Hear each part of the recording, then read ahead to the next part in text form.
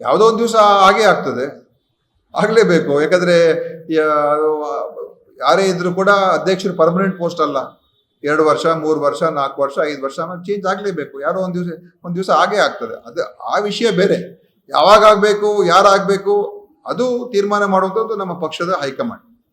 ಅದು ಅವ್ರಿಗೆ ಬಿಟ್ಟಿರುತ್ತೆ ವಿಚಾರ.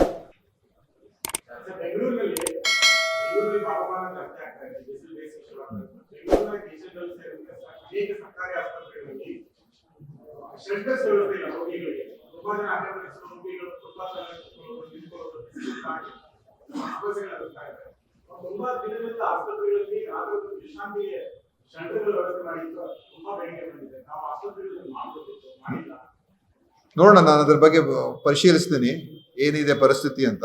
ಎಲ್ಲೆಲ್ಲಿ ಸಾಧ್ಯ ಆಗುತ್ತೆ ಆ ಶೆಲ್ಟರ್ಗಳ ನಿರ್ಮಾಣ ಮಾಡಕ್ಕೆ ಹೇಳೋಣ ಬೇಕಾದ್ರೆ, ಖಂಡಿತ.